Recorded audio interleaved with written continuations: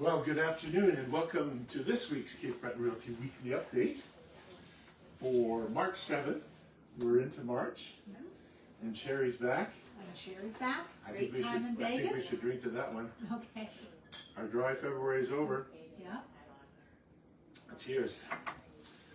And today, in the past couple of weeks, and we thank Vince Brittani for his yeoman's duty to come in and help us with some of the lives that we did on the buyer's side.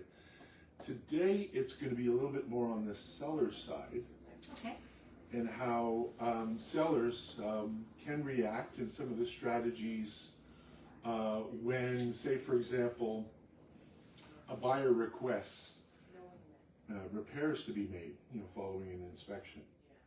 That's always a very sort of nerve-wracking, emotional, and panic-filled experience. So we thought we might address that. And there's a few things that come up and a few ideas, or at least notions and concepts of what is a defect, what constitutes a defect in a house that would be picked up on an inspection report. Obviously, the inspector is looking for material defects, as they're called, something that either affects the safety of the people in the house or the value of the house overall. And you'll also hear terms like latent and patent defects. So patent are the ones that you can actually see. So those are the visible ones.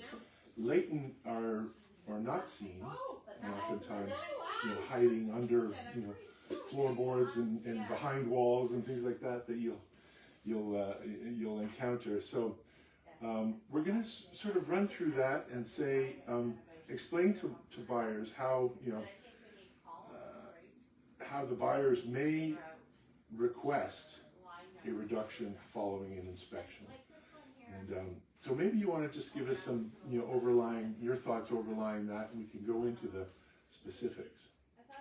Okay, so every time that an inspection is done, you get a list, sometimes it's a mile long, of different things that the inspector has found, right?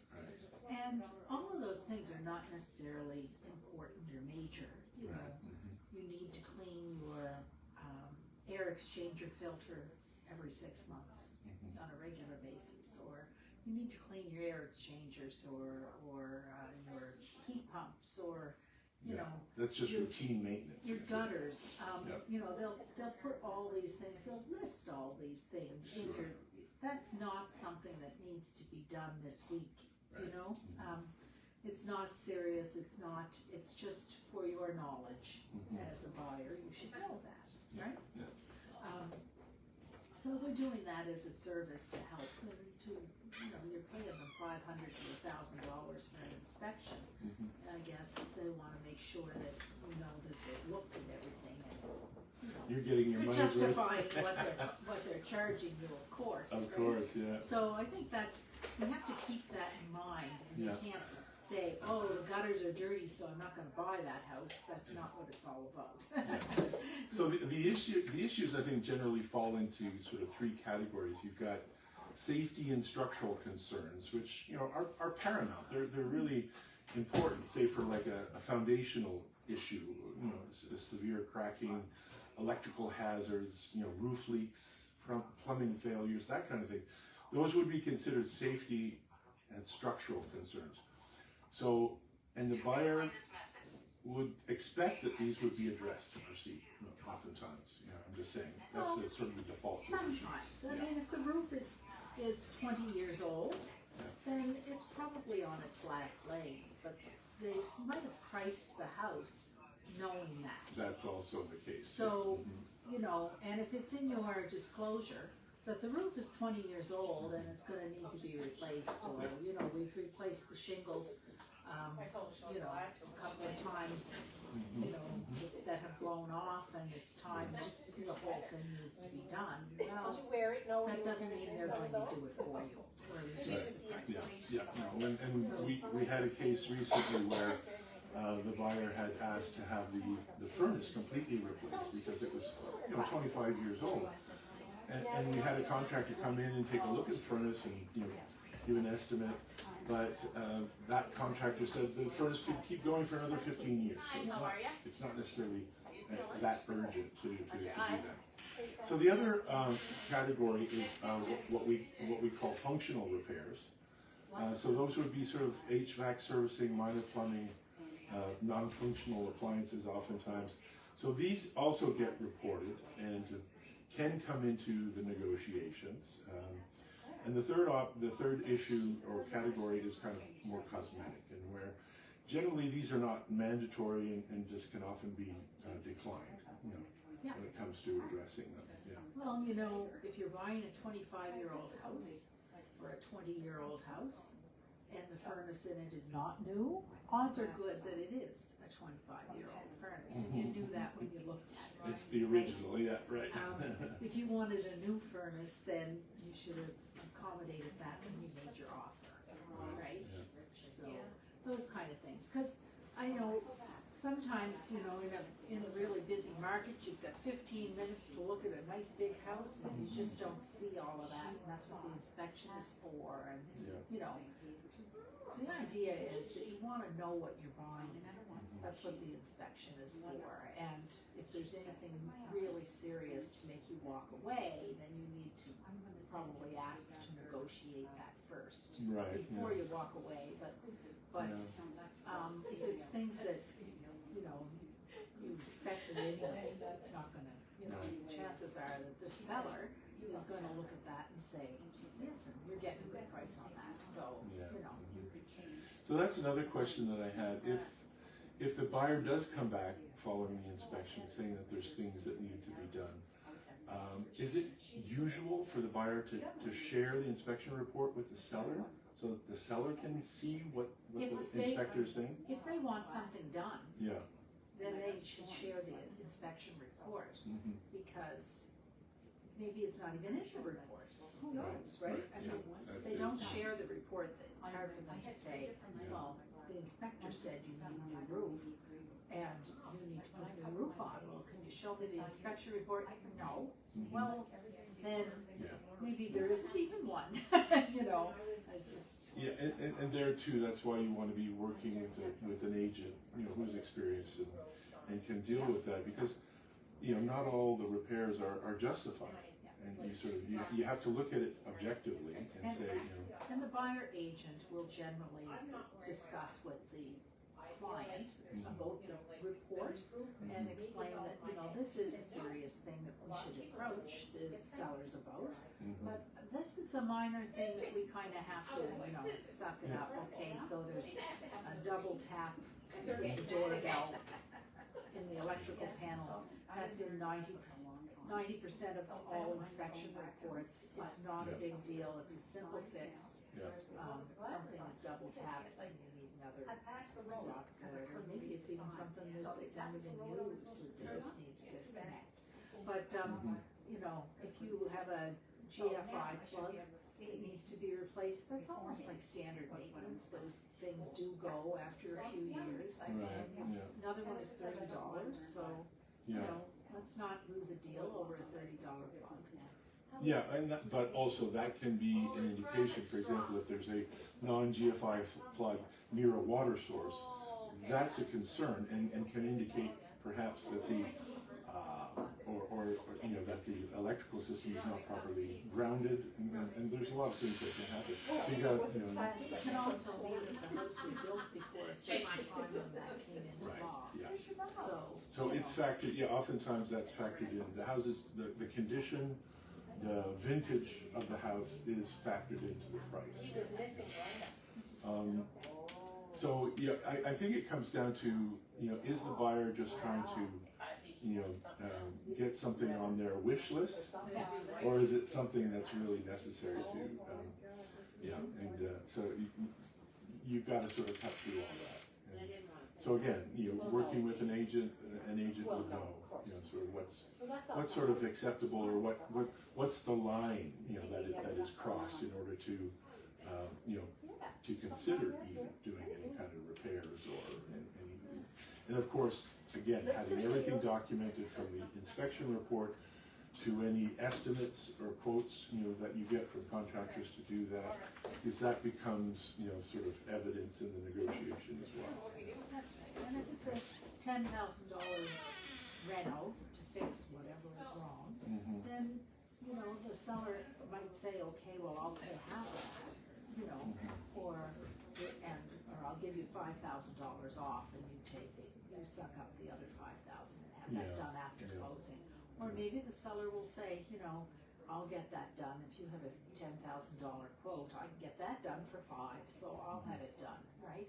Because oftentimes the quote that a buyer will get, especially if it's a buyer that's not local, it might be higher, right? It might be easier for the seller to have things done. A recent sale that I had on the go, the seller himself did a lot of repairs, or basically he wanted a copy of the inspection report, and he did all kinds of things that they didn't even ask to have done because he's a perfectionist and he could do all of those things. So it was like, and he had some home pride, he didn't want to. I don't want anybody coming in, so not be happy with it. it's usually a good thing to share your inspection report because most sellers are good, and they want you to have a good experience. It's a small community you're buying into, and you're gonna have his neighbors or their neighbors, and they don't want all these bad things to be said about them on their way out, right? So, But before giving your inspection report away, make sure that you talk to your inspector about that, because they can sometimes be a little bit twitchy about that kind of thing. you're not giving it away, you're just sharing the results. Yeah, right, okay. It's, it's not for the seller then to use with the next set of buyers. That's not what it's for, but, Okay.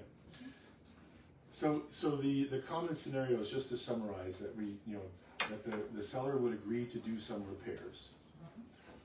The other scenario that we see is that the offer, the offer from the seller is to credit the sale of the house, for the amount of the repairs, once there's an estimate or a quote that's given, And then the last one would be to sort of, as you mentioned, negotiate to reduce the scope of repairs.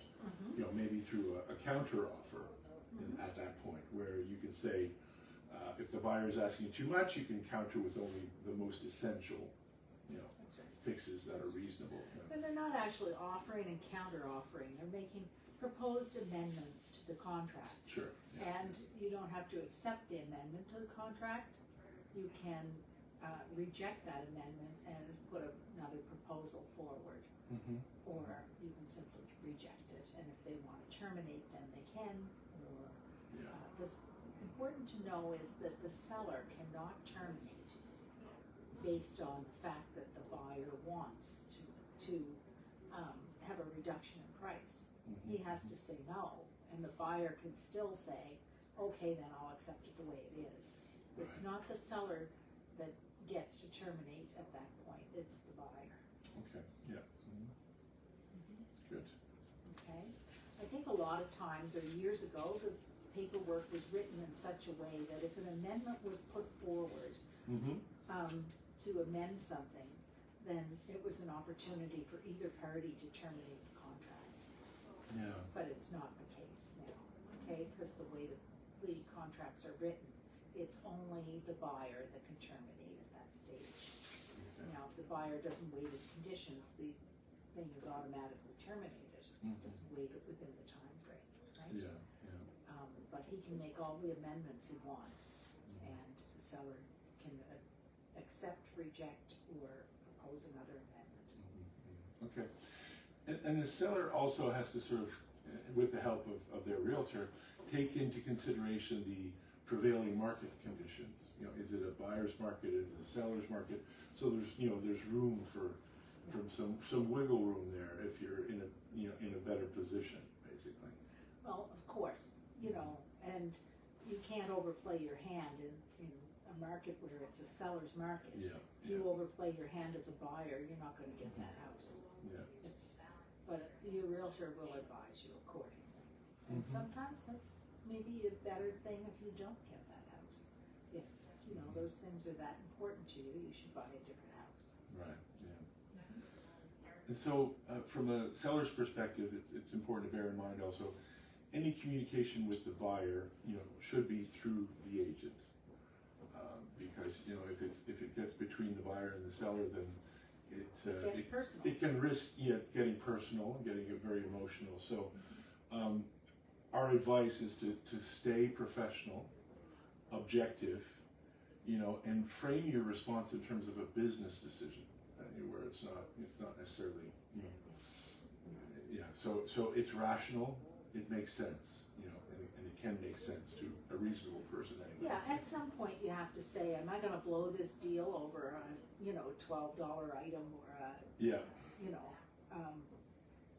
I'll waive my conditions for my inspection if you'll leave your curtains and your bedspread, you know, okay, I'll buy another bed in a bag at Walmart next week, you know, give it to them and let's move on, whether it's reasonable or not, you know, it's just silly, but that's when people start to take things personal and it's no longer a business decision, because if it was a business decision, they wouldn't care about their, you know, 12-year-old curtains that they had to replace next year anyway. Yeah, you know? yeah, So. yeah. It's important for the seller to remember also that the buyer is expecting a timely response, so you can't delay. If you are going to do something, you know, make the decision quickly, based on, you know, if you have to consult with either a contractor, you know, get a quote, a plumber, you know, a heating specialist, electrician, you know, oftentimes too. That's another one that may come into it. So. You have to be able to move quickly. That's very common to have an electrician come in, because quite often, you know, we're in rural areas and people will use what they have rather than drive an hour to get to a hardware store to pick up the right thing, you know? So quite often, you know, your plug is, you know, not quite right, or your breaker is not quite right. You didn't have the right breaker or the right, you know, so you double tapped it, but it wasn't that serious, you know. A lot of people are doing their own thing, or their plumber or their electrician didn't have the right material with them. So they improvised. Makeshift, you know? Yeah. So, happens. Yeah, sure. If you live in Foreshute, those things will happen, right? You're an hour from the store. Yeah. So what can you tell us? Yeah. So the idea, sort of the concepts that I keep in mind is that agree on a resolution in writing. It really does have to be in writing, because we can misinterpret things, and so agree that it's in writing. You know, coordinate everything promptly, and then once you've completed all the necessary tasks, to actually prepare for the final walkthrough, because that will be the ultimate test, you know, for them. Exactly. They're going to see if the repairs have been made and the house is in the condition they expect it to be in. But it's most important, again, to stay focused on the closing. You know, keep your eyes on the prize. Thanks. Keep your eye on the ball. Yeah, that's right. Yeah. If repairs become a deal breaker, you know, you've got to assess whether a compromise is worth it. Because, you know, it's not over until it's over. Yeah. Money's in the account. Yeah, exactly. That's kind of a famous line, and the final walkthrough at the end is really going back to the inspection report, if there was any recommendations. And although the final walkthrough is usually a check to see if the oil tank or fuel or whatever is topped up, make sure the house is in the same order as when you saw it originally, right? And if there was agreements to fix certain things or whatever, you check that then. We've still got the same appliances that we asked for, and we're changed out, you know, but yeah. The curtains are still there. Yeah, if they asked for the sofa, then the sofa better be there too, right? So, yeah. So again, I think the most important points that we made, make sure that the inspection report reflects the changes that are being requested, so that you can verify that. and also consider different negotiation strategies, because you can offer alternatives. You're not stuck.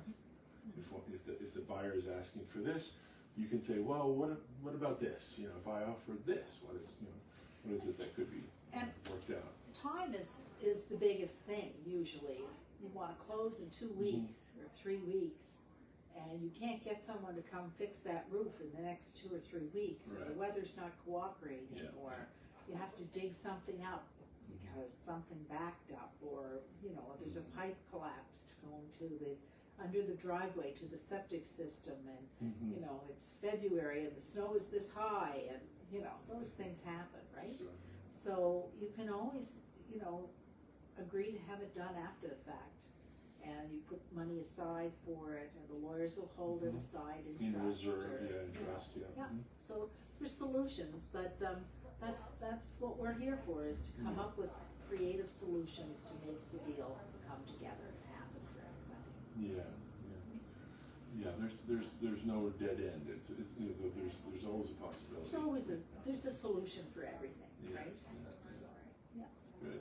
yeah. All right. And besides the advice of sort of making sure that you document everything, I think that's really what it comes down to, is that you want to be able to retrace what decisions were made based on what information that you had at the time, and then what was the result of that. 100%, and make sure it all goes to the lawyers, because they're the ones at the end of the day that are holding back money in trust, or doing, so they need to know what's going on, and if there's an adjustment for fuel or not an adjustment for fuel, or that kind of thing, the lawyer needs to know, because you need good communication skills. Yeah, and just and document any agreements. That's what it comes down to. Exactly. Well, good. Okay. Well, I think we covered the topic. I think we did. I hope that was helpful for everyone. And what's on for next week? Do you know? Well, we've got actually a series of different choices, options that we've come up with. So we haven't finalized one yet. So, Okay. but we'll leave it as a surprise. Okay. All right. Yeah, hopefully. And is it who's your co-pilot next time around? Well, I would prefer it to be you, but I'm just asking, because now we do have someone that's very capable of doing it, not just me. I know. So. Yeah, and I said to Vince that we would have him back, but I wanted to give him a little bit of a break. But we'll see. Yeah, I think Vince likes doing it. We call him Mr. Hollywood. He was a sensation. He was a Facebook sensation. We haven't seen results like the number of views that we had with Vince, because both weeks within a day we're at like 1,500 views. Very good. So That's Vince, good for January, February. Yeah, Vince Sure. definitely has some star appeal. Yeah. He's got his own fan club. Anyway, so for all of you who are interested and would like to find out more on any subject dealing with real estate in Cape Breton, we're here. My name is Everett, and my email address is everett@capebretonrealty.com, and Sherry is SHERRY @capebretonrealty.com. So if you have any questions, or if you'd like to just post in the comments of this live, we'd love to hear from you. Sounds good. Yeah. So let's drink a toast to the weekend. And I have to say, this isn't Glen Breton, or this isn't Fiddler's Choice. Fiddler's Choice. We're having to suffer through this. Yeah. I'm sorry, guys. It's just another sundry, Scottish Scotch. Scottish Scotch. Yes. Well, yeah. We got to make do. In times of war. I'm pretty sure there's another bottle upstairs. How come we ended up with this? Anyway, well, stay tuned, and we'll keep providing you information, and hopefully it's helpful. And have a great weekend.